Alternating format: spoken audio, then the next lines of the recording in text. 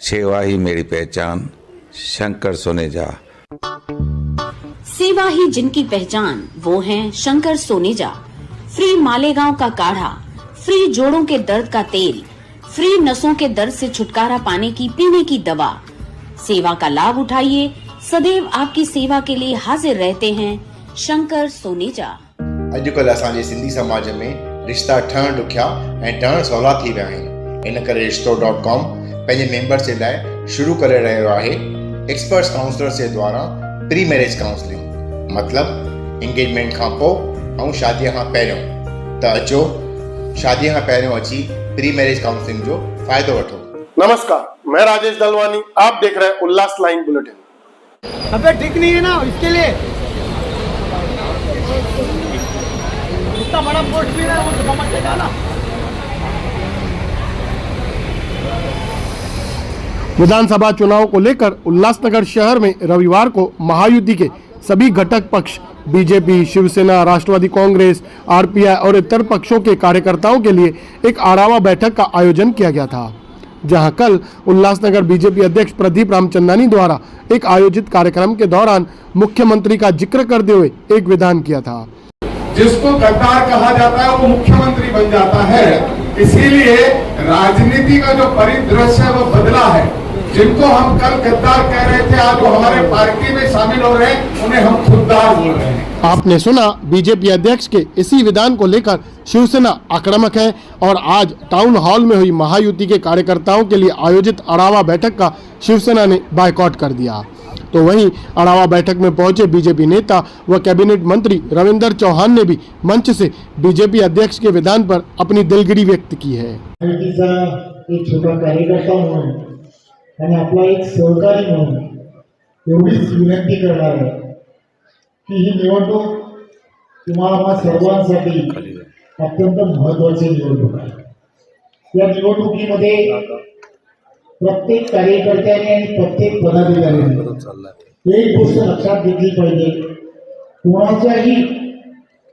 कोणाच्याही मनावरती, कोणावरती आपण काय बोलतोय, कसं बोलतोय आणि त्याने कोणाला तरी काहीतरी त्रास होईल असं कोणतंही वक्तव्य हे आपण आपसामध्ये करणं हे योग्य नाही। या अगोदर काय घडलं हे सर्वच्या सर्व विसरून आपण नव्याने कामाला सुरुवात करायला हवी।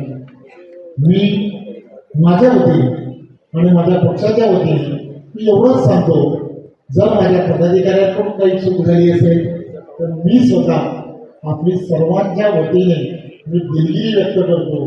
जर माझ्या पदाधिकाऱ्यांकडून काही चूक झाली असेल तर मी स्वतः आपली सर्वांच्या वतीने मैं दिलगिरी व्यक्त करतो। शिवसेना के हंगामे और शिवसेना नेताओं के विरोध के बाद प्रदीप रामचंदानी ने अब क्या कहा, आइए जानते हैं।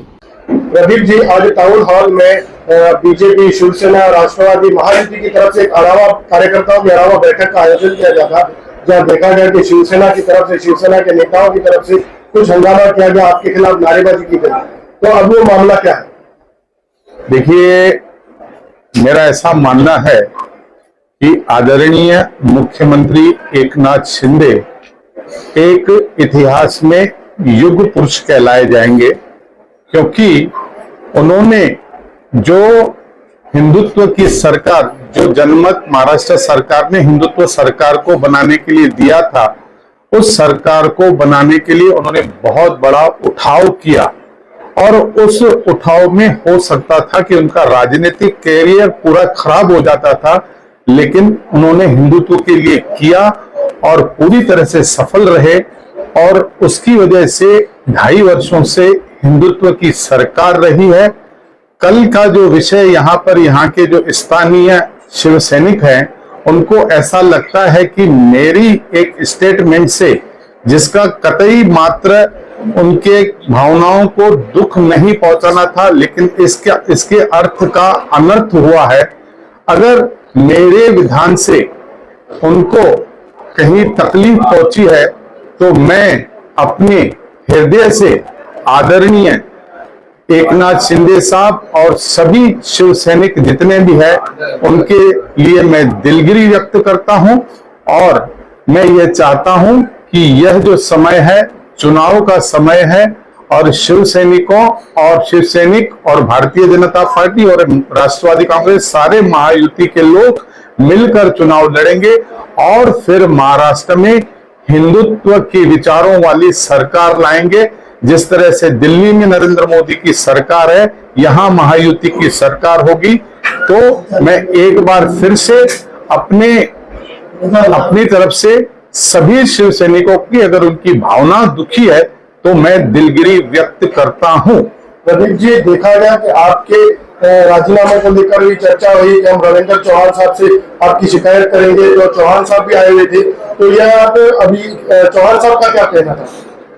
देखिए, आदरणीय रविंद्र चौहान जी ने हमें एक सीख दी कि प्रत्येक पदाधिकारी में बोलने के समय इस समय सावधानी रखनी चाहिए। उन्होंने कहा, अगर मेरे पदाधिकारियों से अगर किसी तरह से कोई गलती हुई है, इससे अगर शिवसैनिक का जो है दिल दुखा है, तो आदरणीय रविंद्र चौहान ने भी दिलगिरी व्यक्त की है। और इसके बाद इस मैटर में हमारी कहीं भी मंशा अपनी, जिनके साथ हम सत्ता में बैठे हैं, उनके विरोध बिल्कुल हमारी ऐसा हेतु नहीं था। इसके लिए अब इस विषय को समाप्त करना चाहिए। मैं हाथ जोड़ के विनंती करता हूं। आपने रात के समय भी दिलगिरी अपनी व्यक्त की थी, अभी भी कर रहे हो, बावजूद भी शिवसेना में आक्रोश है आपके खिलाफ और वो मांग कर रहे हैं कि आपका राजीनामा हो, तो अभी क्या आपको लगता है कि राजीनामा देना है? देखिए, ये सारी बातें पार्टी तय करती है और जो पार्टी ने तय किया वो हर किसी कार्यकर्ताओं को मान्य होता है। और आगे क्या पार्टी निर्णय लेगी उसका सभी ने, जो भी पार्टी निर्णय लेती है, सभी कार्यकर्ताओं ने उसको मानना पड़ता है। ये सभी कार्यकर्ताओं ने उसको मानना पड़ता है। उल्लास लाइन बुलेटिन को सब्सक्राइब करें, बेल आइकॉन दबाएं और देखिए उल्लास लाइन बुलेटिन की न्यूज़ सबसे पहले आपके मोबाइल पर।